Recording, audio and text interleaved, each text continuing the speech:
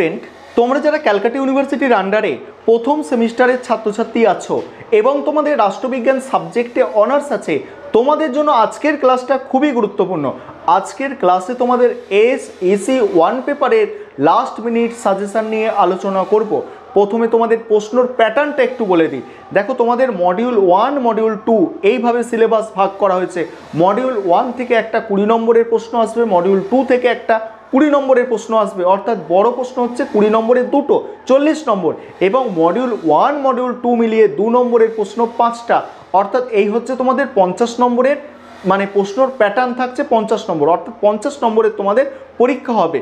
আর তোমরা এবারে গুরুত্বপূর্ণ প্রশ্নগুলো শুনে নাও। তার আগে আরেকটা বিষয় তোমাদের বলবো, 20 নম্বরের প্রশ্ন তোমাদের টানা নাও আসতে পারে, সেক্ষেত্রে তোমাদের 15+5 বা 10+10 এইভাবেও প্রশ্নগুলো আসতে পারে। এবার যে প্রশ্নগুলো তোমরা তৈরি করবে খুব ভালো করে করবে, সেগুলো একটু শুনে নাও। প্রথম মোস্ট ইম্পর্টেন্ট যে প্রশ্ন সেটা হচ্ছে এফআইআর লেখার পদ্ধতি, অর্থাৎ তোমরা এফআইআর কিভাবে লিখবে। যে তোমাদের এফআইআর লেখার প্রশ্ন আসতে পারে যে এই বিষয়ের ওপর এফআইআর লেখো। কোন বিষয়? যেমন মোবাইল ফোন চুরি হয়ে গিয়েছে সেই সংক্রান্ত এফআইআর। তোমার আরও আসতে পারে পরীক্ষায় যে তোমার মার্কশিট বা তোমার অ্যাডমিট কার্ড চুরি হয়ে গিয়েছে বা হারিয়ে গিয়েছে, এই নিয়ে থানায় এফআইআর লেখো। এই এফআইআর লেখার একটা প্রশ্ন আসবেই। এছাড়া যে প্রশ্নগুলো তোমরা তৈরি করবে, পণ প্রথা বিরোধী আইন সম্পর্কে আলোচনা করো।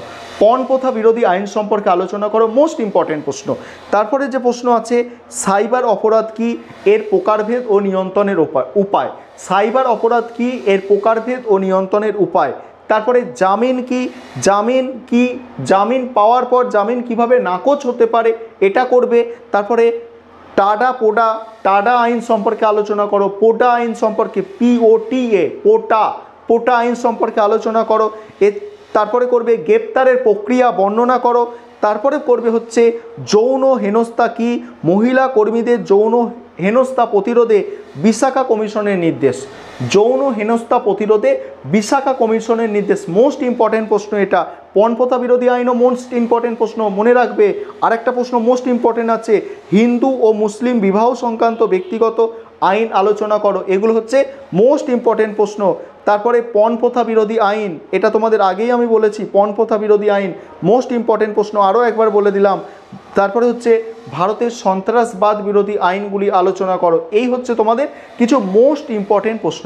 এছাড়া তোমরা আর যে প্রশ্নগুলো দেখে যেতে পারো সেগুলো হচ্ছে তোমাদের আরেকটা মোস্ট ইম্পর্টেন্ট আছে যে জামিনযোগ্য এবং জামিন অযোগ্য অপরাধের মধ্যে পার্থক্য।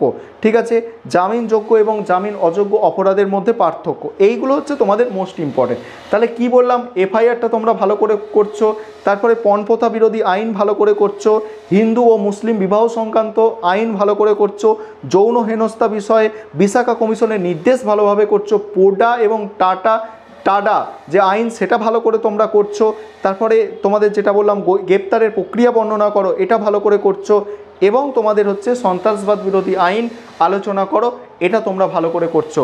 এছাড়া আরও যে প্রশ্নগুলো তোমরা দেখে যেতে পারো সেগুলো হচ্ছে তোমাদের ক্রেতা সুরক্ষা আইন, এটা ভালো করে দেখে যেতে পারো একটু। ক্রেতা সুরক্ষা আইন বা ক্রেতারা কিভাবে অভিযোগ জানাবে, অর্থাৎ অভিযোগ জানানোর পদ্ধতি। তল্লাশি পরোয়ানা কি, তল্লাশি পরোয়ানা কখন ইস্যু করা যায়, এই প্রশ্নটা তোমরা দেখতে পারো।